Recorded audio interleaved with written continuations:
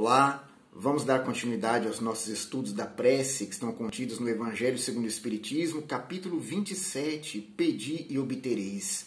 Nós estamos analisando a parte que trata da ação da prece, transmissão do pensamento. Que Deus nos ampare nesse momento, que os bons espíritos nos inspirem e que Jesus nos envolva em sua paz, em seu amor. No item número 11, Allan Kardec diz: pela prece, o homem chama para si o concurso dos bons espíritos, que vem sustentá-lo nas suas boas resoluções, e inspirar-lhe bons pensamentos. Então vejamos que o concurso dos bons espíritos revela que nós devemos caminhar juntos. Ninguém evolui sozinho. Mesmo que fosse possível eu chegar ao Pai Celestial isoladamente, ele me diria: mas meu filho, onde estão os seus companheiros de jornada? Eu os coloquei caminhando juntos para que todos fizessem um esforço coletivo de chegar até mim através do desenvolvimento das suas potências individuais. Em outras palavras, eu não posso pretender estabelecer uma união entre eu e o Pai sem passar pelo próximo. Por isso que Jesus disse que o maior mandamento é amar a Deus acima de todas as coisas, e o segundo, que o complementa, é amar o semelhante como a mim mesmo. Porque sem esse próximo, eu não conseguirei atingir a finalidade total da vida, que é estabelecer essa comunhão maior com o Pai Celestial.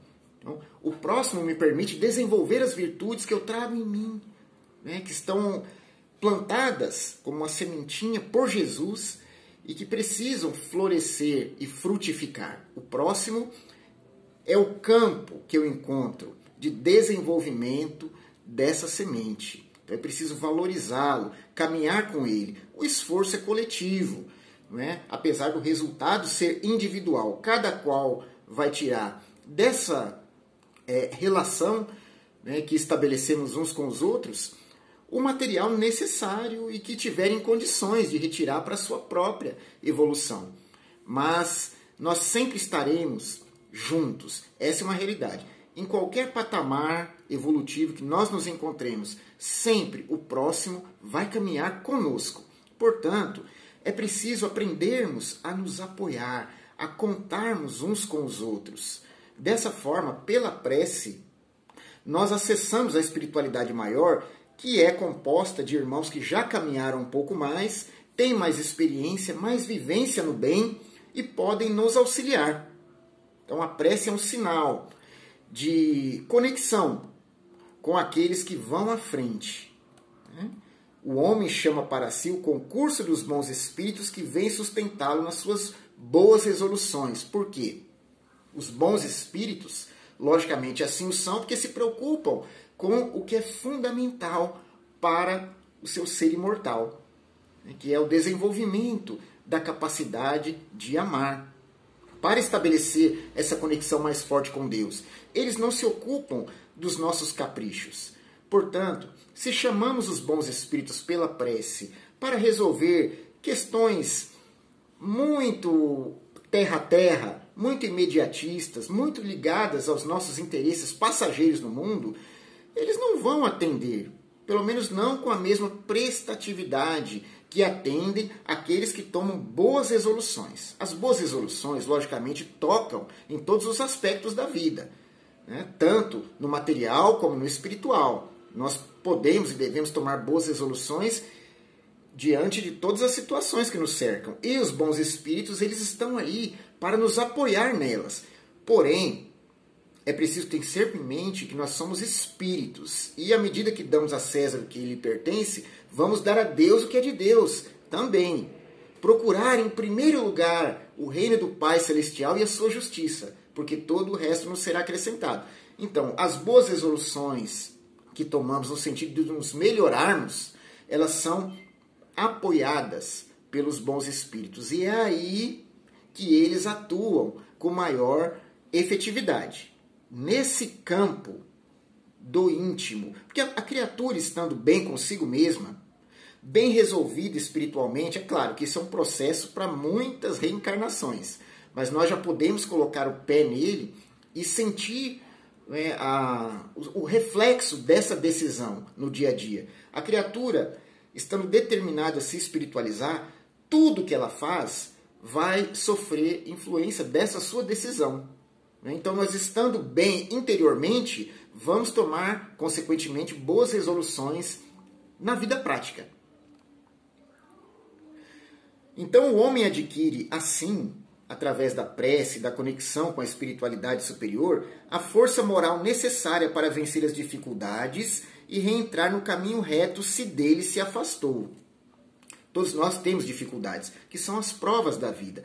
Elas ajudam a trabalhar o nosso espírito, a aperfeiçoarmos moralmente, a desenvolver habilidades que vão nos ser úteis para sempre. Então Jesus, ele consegue sinalizar o nosso espírito no bem e também lidar com a natureza à sua volta, andando sobre as águas, multiplicando pães e peixes, curando os enfermos, porque desenvolveu habilidades para isso. Nós também estamos nesse caminho de desenvolvimento das nossas habilidades em todos os sentidos. É aí que os bons espíritos nos auxiliam, né? Como ele diz, precisamos de força moral para vencer as dificuldades. E essas dificuldades talham o nosso ser. É assim, como uma criança que está aprendendo a andar cai, chora, mas se levanta e continua, ela precisa passar por esse processo. E o espírito também. Então, essas são as dificuldades. É o cair do espírito, se levantar e continuar. Para lá na frente, cair novamente. E assim, atravessar os desafios até que se torne bom nisso. Consiga se firmar nas pernas e enfrentar o mundo. Então, nós temos muita coisa para conhecer ainda na obra de Deus. É preciso vencer essa etapa em que nós nos encontramos, caindo, levantando e nos aperfeiçoando para ampliarmos o nosso campo de ação. E os bons espíritos nos dão essa força moral necessária para vencer as dificuldades. Por vezes, estamos fazendo algo e erramos, e julgamos-nos incapazes, desanimamos. Aí é que entra a prece, que vai, como a mulher hemorroíça, que extraiu de Jesus uma virtude por ter muita fé e tocar-lhe as vestes por detrás, curando-se, nós também vamos extrair da espiritualidade uma força moral que nos permitirá levantemos toda vez que caímos. Então, é como um irmão mais velho que diz, você é capaz. Você caiu agora porque isso se trata de um processo natural, de quem está na caminhada, mas você consegue. Nós estamos aqui para lhe ajudá-lo. E estendem a mão. Essa é a força moral que nós encontramos. É para agarrar nessa mão e levantarmos e continuarmos a nossa caminhada. Isso a prece nos proporciona. E reentrar no caminho reto se dele se afastou. Então a prece também nos dá força moral para reentrarmos no caminho reto. Ora, quantos de nós já nos afastamos desse caminho? O fato de termos consciência disso já é um avanço. Porque outrora nós mergulhávamos no erro sem nos darmos conta. E aquilo para nós parecia muito normal. Era uma consequência das nossas escolhas. E as nossas escolhas eram soberanas. Hoje, nós podemos ter tendências a escolher determinadas coisas. Porém, a consciência começa a tomar mais espaço na nossa vida. E ela já diz, não, isso não é adequado. Portanto, mesmo com a vontade de fazer, nós tentamos, pelo menos, resistir.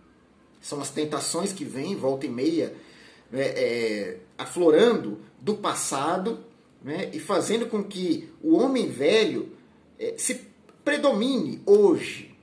A consciência é aquela que vai adormecer esse homem velho, até que o homem novo possa tomar conta totalmente da nossa vida.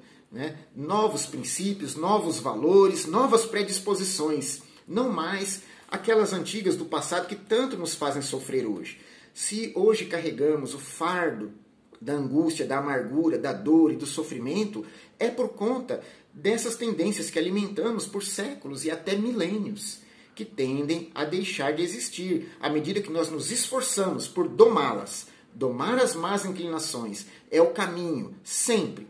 Então nós não somos perfeitos, mas vamos buscar essa perfeição, porque o nosso modelo é Jesus, é o nosso guia. Então, a partir dele, nós vamos modelar a nossa vida. Pela prece, nós encontramos força para reentrar no caminho reto, quando dele nos afastamos. Então, o problema maior não é se afastar do caminho reto. Porque no mundo de provas e expiações, que acolhe espíritos ainda imperfeitos, haveremos de nos afastar em algum momento. O problema é ficar nele. É preciso reentrar o mais rápido possível no caminho reto. E a prece nos dá força moral para isso. Assim como afastar de si os males que atrai por sua própria falta. Então, isso é uma questão importante também. Eu atraio muitos males para mim por conta do meu próprio proceder no mundo. Equivocado. Vejamos o filho pródigo, que tinha tudo na casa de seus pais, do seu pai. Porém, não quis continuar lá, preferindo dar vazão à fantasia que lhe ia na mente. Preferia viver de ilusões. Pediu a parte da sua herança e saiu pelo mundo, né, perseguindo aventuras. Chegou uma hora que ele se deu conta de que a casa do pai lhe exigia esforço, disciplina, rigor no trabalho, mas lhe dava segurança moral. Lá ele tinha tudo o que precisava para bem viver. E em meio às fantasias do mundo, tinha amizades falsas, passageiras, vivia em ilusões. Acabou pobre, disputando com os porcos lavagem para poder se alimentar. Então, o espírito se conscientiza da importância de seguir o bom caminho quando ele, por conta de suas próprias faltas, amarga situações difíceis. Aí ele acorda. Daí a necessidade, por vezes, das provas e das expiações que nós enfrentamos aqui, para que despertemos enquanto espíritos e saibamos o que é de fato importante para nós. Um homem, por exemplo, vê a sua saúde arruinada pelos excessos que cometeu e arrasta até o fim de seus dias uma vida de sofrimentos. Ele tem o direito de se lamentar se não obtém a cura? Não, porque poderia encontrar na prece a força para resistir às tentações. Quer dizer, aqui é um exemplo de como podemos afastar de nós os males que provocamos por nossa própria falta. A pessoa que comete excessos de todo tipo acaba doente.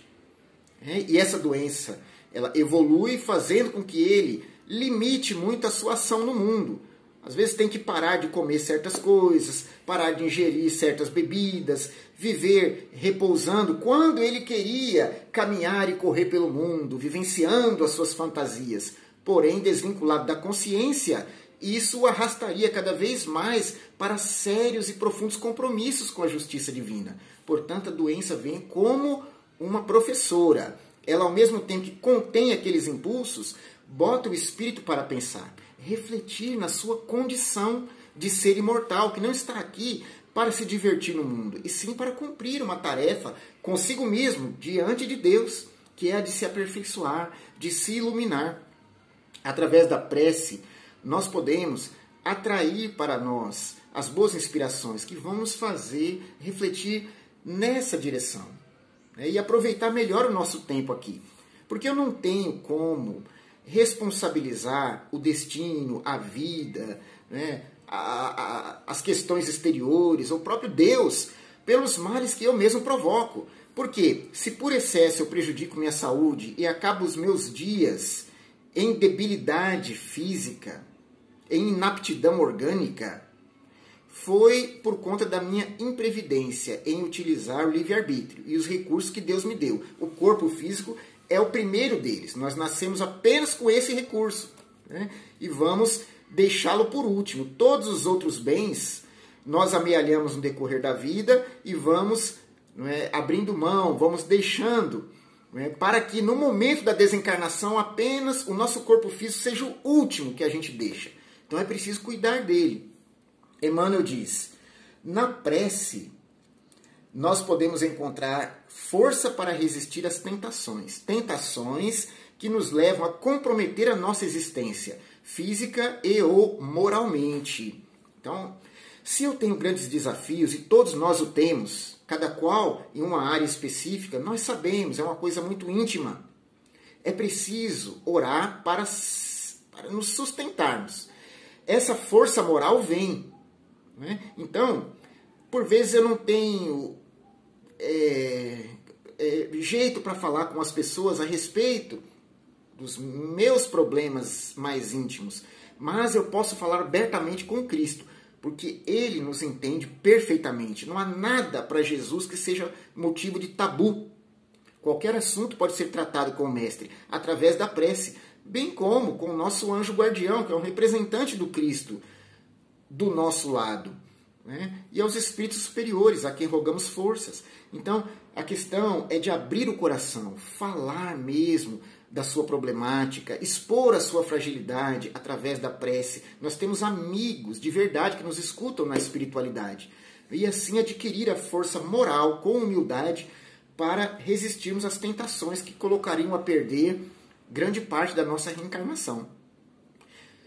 Então, por hoje ficamos com essas reflexões. Brevemente, continuaremos a falar a respeito da ação da prece na nossa vida. Que Deus nos ampare, nos fortaleça, nos abençoe, nos encoraje e nos encha de esperança para dias melhores no porvir.